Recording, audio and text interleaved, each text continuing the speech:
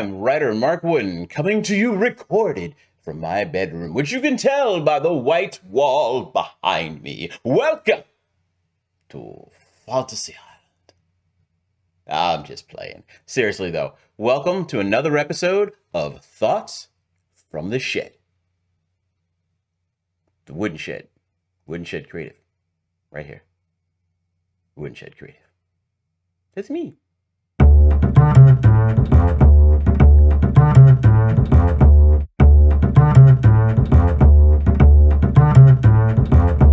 Hello again. Now, you heard me talk about my Shadowdance action urban fantasy series, and I figured a couple months into the podcast, it's about time I tell you a little bit more about that. Let's start with the name. Shadowdance. Action urban fantasy saga.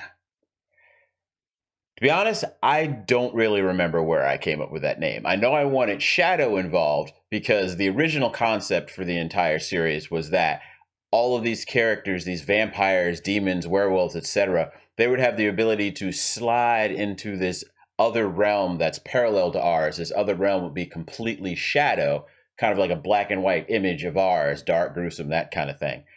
And then the dance part, well, Shadow Realm was like, nah, that's not quite. Besides, what's a realm? What's that, like a king thing or something like that? No. So I had chosen dance because, a dance can be this intricate thing where people move in parallel or against one another, but eventually it creates something that's larger than the sum of its parts. And, that way I can kind of make it, because like shadow manipulation doesn't sound right. So, shadow dance, we'd go with that. And it just stuck. I had a friend of mine from back in the day create a logo, and the logo font that you see in Shadowdance was Shadowdance. Now, curiously, there is a series of movies, Night Watch and Day Watch, based off of books of the same name, that actually incorporates the idea of Shadow Realm, where they actually go into like a more black and white world and can do superheroic things. And that came out about 4 or 5 years or so after I'd conceived Shadowdance. So always the bridesmaid with my ideas and never the bride. The Shadowdance saga has several key inspirational points. Now, as a child of the 70s and 80s, of course, George Lucas and Star Wars was an influence. Every kid back then wanted to write the next epic saga. I just didn't want to do space. I wanted to do something more, grounded. Although I guess having superheroic characters isn't really grounded, but not in space is what I'm getting at. I was also reading comic books back in the 80s. I read Larry Hama's G.I. Joe. For those of you who only are familiar with it from the toy line, those little ID cards on the back, yeah, Larry Hama wrote all of those. Chris Claremont's X-Men, if the people only familiar with the movies, Days of Future Past, Dark Phoenix, those were his storylines. Can't help it that they screwed up the Dark Phoenix in the movies. That's not his fault. He gave him the idea. It was great. They blew it. Then I'm also a fan of Frank Miller. He was a great influence. You all know him from all the dark Batman movies. Yeah, it came pretty much from him in The Dark Knight Returns. But what really caught my eye with him was his work on Daredevil in the 80s. Meanwhile, action movie junkie. My mom got me hooked on James Bond movies. We'd watch them on ABC on Sunday nights. I grew up in the Roger Moore era, but I ain't gonna lie, hands down, Sean Connery is the best James Bond, even though he's kind of the rapist as a James Bond. He is the best. That's what I'm going with. Pierce Brosnan, I love him to death too. Daniel Craig, much respect. Still more of a fan of Pierce Brosnan. Fight me. Fight me. My dad got me into horror movies. One day I walked in and saw the end of what I eventually learned was Friday the 13th Part 2. I said, I want to watch it. Mom said, hell no. Dad said, it's a stupid horror movie. I'll watch it with him. And ever since then, me and my little sister have been watching horror movies, watching them on VHS. We call each other now and go, ooh, did you see this one? Ooh, did you see that one? So horror movies was definitely in there. If I needed any bona fides for my love of horror movies, in kindergarten, I wrote a book called Nini the Vampire Panda. So it was either going to be pandas or vampires that I wrote about for the rest of my life. Luckily for all of you, I chose vampires. And speaking of vampires, and I know this may get me sued somewhere down the line, but I have to admit, 1991, I was playing Vampire the Masquerade role playing game. I mean, come on. A role playing game where you get to be the monster? Come on. I was all down for it. And you didn't have to be the Anne Rice, stuffy, effete European vampires. You could be any kind of vampire you wanted to be. Plus, they gave you rules so you can be almost super heroic with your vampire powers. And there was a complete bevy of them, all sourced from the blood. And then, of course, they came out with the werewolf and the mage. So you had this complete, I don't know, world of darkness that you could play in. That captured my little imagination there. And then the real spark that got this current that eventually led to the Shadowdance going were the novels of Laurell K. Hamilton, specifically the Anita Blake Vampire Hunter books. I mean, here we had a female ass-kicking protagonist, which may seem like, whatever, Mark, now. But in 1993, when those books first came out, that wasn't a thing. The action stuff was still a boys' club. Even the idea of urban fantasy and paranormal romance, they weren't genres yet that they used to market the books. She was really just a fantasy author, and then all of that other stuff developed from that. That's not to say there weren't other, what would eventually be called urban fantasy books out before then, but really, that's kind of the right there. My love of action movies, my love of horror, the concept of a world where you could be the monster and run around and do things like that, all of this gelled in my little mind to come up with Shadowdance. So where did the Shadowdance action urban fantasy saga actually start? Well, I did love comic books and all that stuff, but I was really a movie guy. So naturally, I sat down and wrote a script for the first Shadowdance story. And it was every bit as fan servicey, never wrote a script before that you'd think it was. I was no Quentin Tarantino on my first script. Hell, I don't even think I was the guy that wrote Sharknado with my first script. All due respect to Sharknado, because I mean, it did make its money, but come on, man, come on. Though I hear he wrote it in 2 weeks, so. Now, as bad as that script was, I did pull some things from it that eventually would go on to be a large part of the Shadowdance action urban fantasy saga. For example, my lead character was named Adrienne, and she was an assassin and kicked ass and was actually way darker than she'd eventually become when she changed into Adriana Dupre, the main character of my first trilogy of Shadowdance books. Also took the plot from the script, which was called A Requiem for the Lonely, and I'm going to turn that, expand it, add some characters, and hopefully, make it presentable, at least great at best, as the second trilogy of Shadowdance books, which I'm going to entitle the Illusion of Love trilogy. I'll even have Requiem for the Lonely as one of the titles of the book within the trilogy. But more on that in a future episode. Let's get through the redoing the first trilogy. Oh, but wait. Not to that part yet. Stand by. We're getting there. Still got to talk about this origin. I've got a script, Requiem for the Lonely. It sucks. I have zero, not white power, zero connections to anyone in Hollywood. And who's going to give 50 million, 100 million, whatever it would have taken to pull this big, sprawling fantasy film together to a little punk-ass kid like me? Now, I should also point out that while I was trying to write this epic urban fantasy action saga movie, this was before The Good Buffy, the TV show. Wesley Snipes was still Nino Brown. He hadn't put on the leathers and the sword to be Blade yet. And really the only point of reference in movie world for something that would look like what I envisioned this to be was The Crow, which had come out in 94. And that was a little low budget movie. And you could tell, as good as Brandon Lee's performance was, it was low budget. It wasn't going to be the budget of what I was going to need to do my sprawling epic. So who was I? I'm Batman. No, I wasn't. Not then. I was just a dude. Some dude. Not even the dude. A dude. So I moved from making a movie to making comic books. My second love. I wrote a comic book script, changing the story up to Welcome to the Dance. Wow, there's an original title. But hey, remember, young fan service. Welcome to the Dance 4 issues, because back in my day, a simple 4 issue story arc story, that was all the rage. That's what everybody did. So, hey, that's what I'm going to do too. I'd even gone so far as to find an artist to draw a couple pages for me. I found another artist to do me a sketch to show me what Adriana would actually look like. So, hey, I was making progress, right? No, because I still didn't have the connections, the networking, or the money. So, around 2010, yeah, long time, I know. I got a piece of advice that would actually set the Shadowdance saga in motion to become the thing it is today. Mad shout out to my girl Diana Cody for giving me this idea. She said to me, Mark, you're a writer. Why don't you just write a book?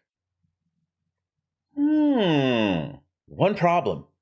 Me, fundamentally lazy.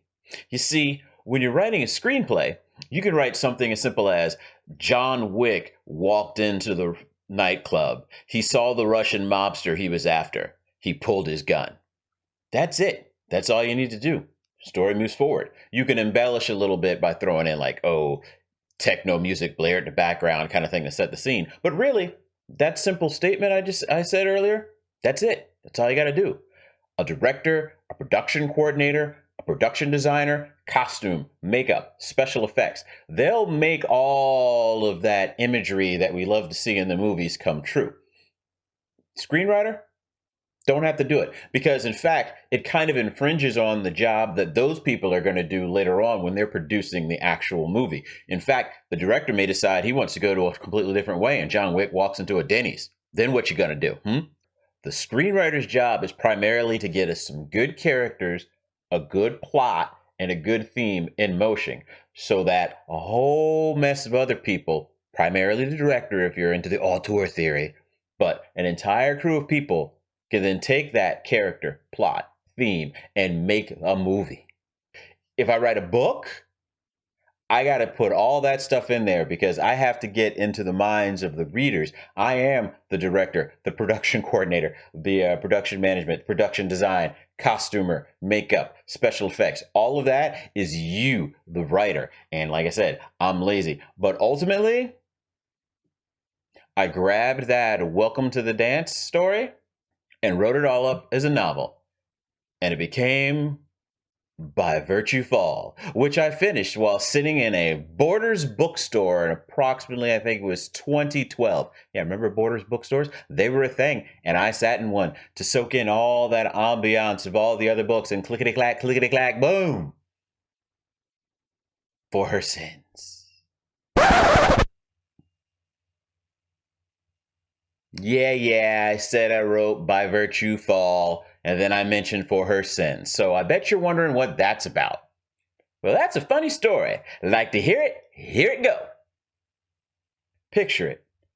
2011, 2012, the book publishing market.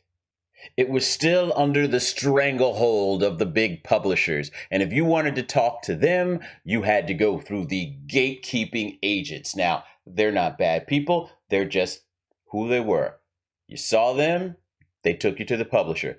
Publisher wouldn't talk to Joe Blow off the street. But there was another way. Self-publishing. Now, the difference between traditional publishing and self-publishing, real quick. Traditional publishing, you wrote your book, then you gave it to an agent, and if an agent thought it was something they could market, then they would take it to the publisher, and if they thought it was something they could publish, then they'd get your editors, they'd get you a book cover, blah, blah, blah, et cetera, et cetera. So really the only work you had to do was write the book and convince an agent that they should take it to the publisher. Self-publishing means you have to write the book. You have to get the book edited. You have to do your own cover. You have to do your own marketing. All of that stuff was now on you. No support to do it. All of it out of your own little pocket. But hey, I tried it. No bites, nothing. So I looked into the self-publishing. Now back in 2011, 2012, self-publishing was coming along. Ebook sales were actually going up, largely thanks to Amazon pushing all of their stuff. Self-publishing was still seen as, look at you and your ego thinking that you are worthy of having a book in this marketplace. And unfortunately, by and large, because there wasn't that gatekeeping going on, you got a lot of bad books that were poorly written, had craptastic covers, and just wow was the embarrassment factor there. And then the gatekeepers would look down on high and say, see, we told you so. You need us. Poo poo on this self-publishing thing. But then something else happened. Remember how I told you ebook sales started to rise? Well, a lot of those ebooks were, clutch the pearls, self-published books. See, the self-publishers figured out really quickly that if they really did want to compete with the traditional books, they had to get professional covers, professional editing, and then get out there and hit the road marketing the book themselves. The sheen of ego fell away, and all of a sudden, to the eyes of your average reader, a self-published book looked just like a traditionally published book. And even though there was a lot of work involved in publishing the book yourself, you also had the added benefit of things like the ebook or a print-on-demand system, meaning that if someone goes to Amazon to buy your book, it's printed on demand. It's not like you had to go to a printer, buy hundreds of copies, and then have them sit in your garage so then you can fulfill the orders yourself. Oh no. So between that ease of getting to the marketplace and getting around the gatekeepers, more and more writers like myself who couldn't get through those gates could now get their book out there directly from me to you, the people. So even though I'm fundamentally lazy, when I put my head down and started writing the book, I was like, hey, let's do this. And then I wrote this massively big book. I had done the thing. I made a point of getting it professionally edited. And by it, I mean my book. Because let's face it, that's one of the things that differentiates between the amateurs and the professionals in the traditional market is having a good, clean, edited book. The other thing that makes a difference is your cover. You may think you have some Photoshop skills, and you may think that you can cut and paste some images on each other and make up this great cover. No.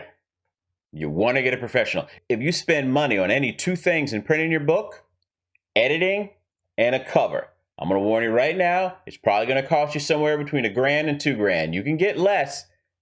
Easily you can get less. But trust me, somewhere in that ballpark, budget that money aside, because those two things you have to get done. I tried with a basic baby cover. No. Get a cover, get the editing done. And now I had a book, roughly 130 to 140,000 words, ready to go to present to the public. Except the average book is roughly 60 to 80,000 words. So I had pretty much blown that completely out of the water. Now, where I was at was fine if you're, I don't know, Stephen King, George R.R. Martin, but I'm not Stephen King, nor am I George R.R. Martin, though I'm starting to get some of that George R.R. Martin heft, but that's a whole another series of podcasts. So I'm looking out at this vast market and I'm thinking, okay, if the big guns can sell the big books and I'm a nobody, maybe I don't want to be selling a big book. Now, true, if it was an ebook, you know, I can set the price, I can get it out there, I can be competitive, 140,000 words, you know, whatever. But the trick of it was I also wanted to have a printed paperback copy so I could touch it, feel it, love it, set it in front of me at conventions should I decide to go to conventions. That was going to be a thing. Why was that going to be a thing? Well, self-publishing, true, you don't have the gatekeepers, you don't have the traditional publishers, but even your distributors, Amazon, Barnes & Noble, etc. down the line, they want their cut. They want their money. They ain't doing this to be benevolent. They got to get something too.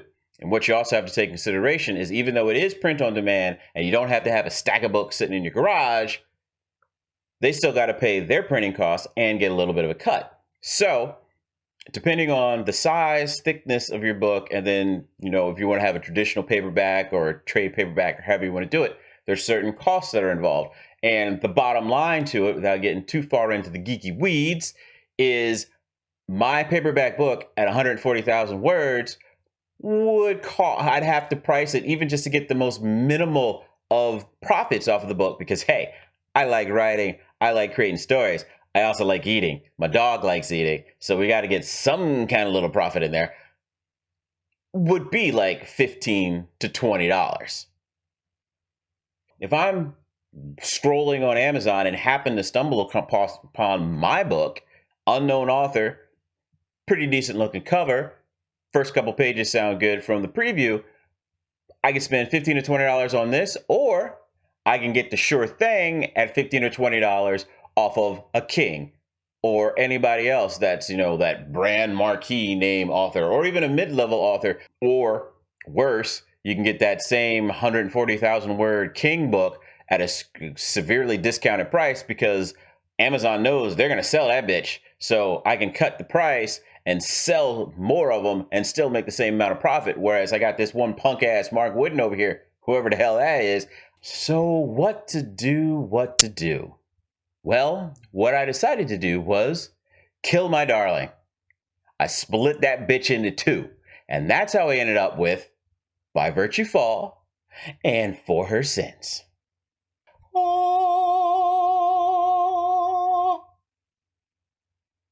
So now, with two books, I could bring that price point down, and it came down to $11.99. Now, that's still kind of high for an unknown guy's book, but part of that is because I decided to go with a sexy trade paperback size book. Look at it. It's got a sexy back. It's got a sexy front. It's bringing sexy back in the front.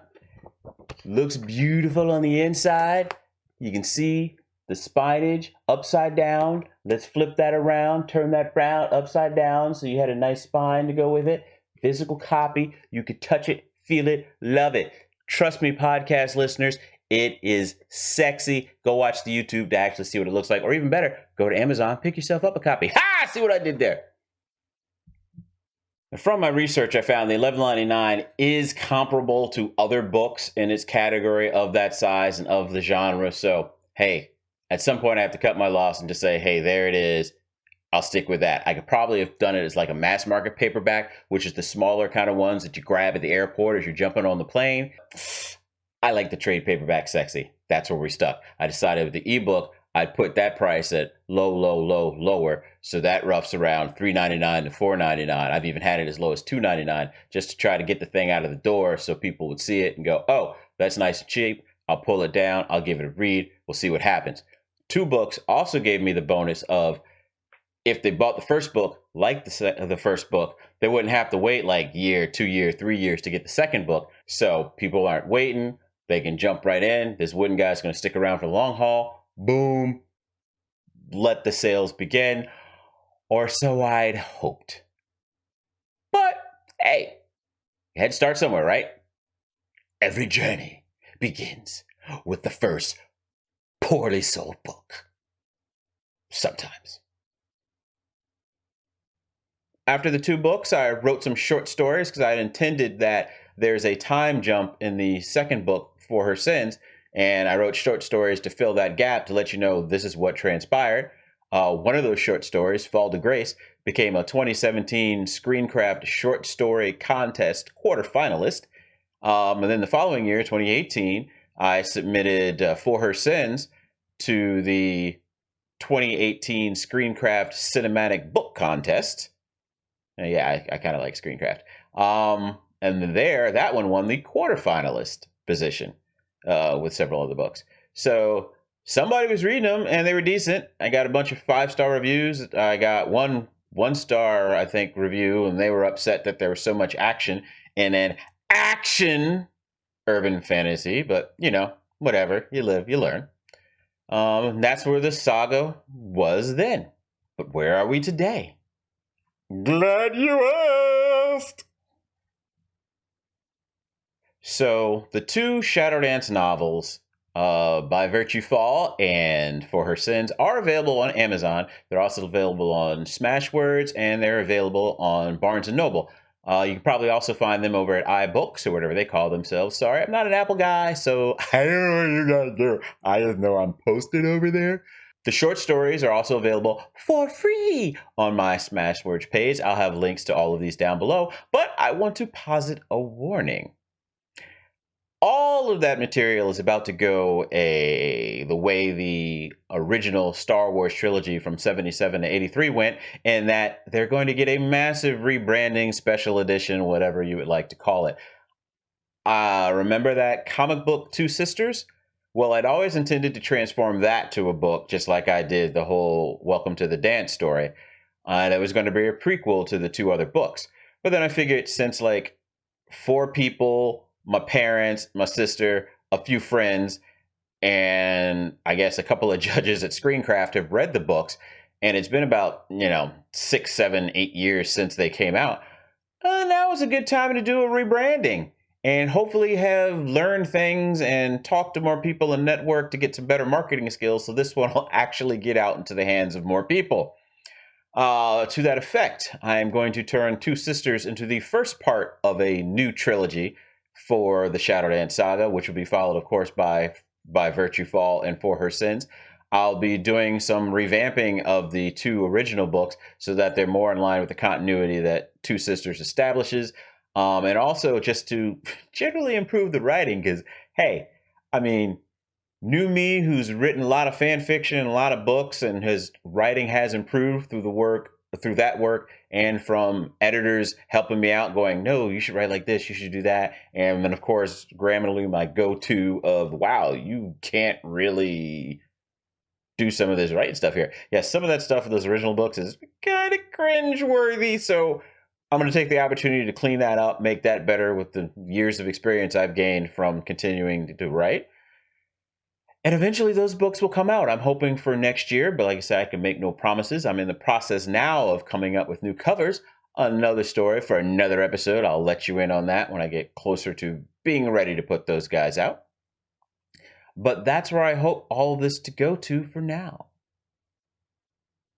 So that's how the Shadowdance action urban fantasy saga had found its inspiration, how it got started, how it developed from movies to comic books to novels, and hopefully one day back in the movies. In future episodes here at the podcast, I hope to talk to you about the evolution of the Adriana character, how she went from the Adrienne to the different looks that she had through 2 different cover models, and where I hope for her to go in the future.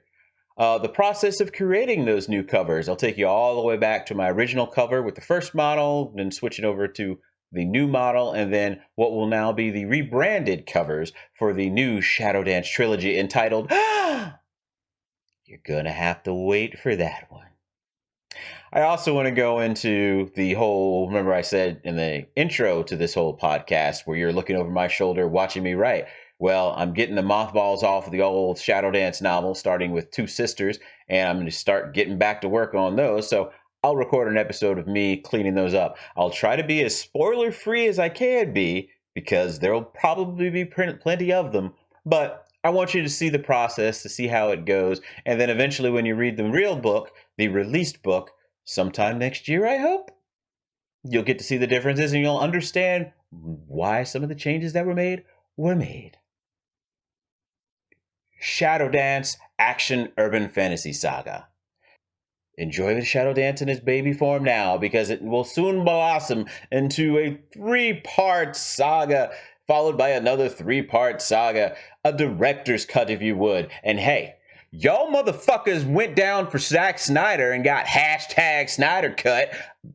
Hook a brother up. Give me the hashtag wooden cut of the Shadowdance Action Urban Fantasy Saga. Hey, I'll even do slow-mo for you guys. Subscribe to the YouTube and sign up for the newsletter, because I'm Batman and he's writer Mark Wooden. And for those of you who don't speak slow-mo, Batman was merely saying be sure to subscribe to the Writer Mark Wooden YouTube page, or look up Thoughts from the Shed. Ha! Didn't think you were going to get away without me doing that in this episode, did you? Did you? Thoughts from the Shed podcast, wherever you listen to your favorite podcast. Hell, by the time this airs, I should even be on Apple, so you can join the Spotify and Spreaker people listening to me. Oh yeah, and on Google Podcasts, you'll find me there too. Audio only, so you'll miss this sexy head, but you'll still get all the fun and excitement of my lovely baritone voice.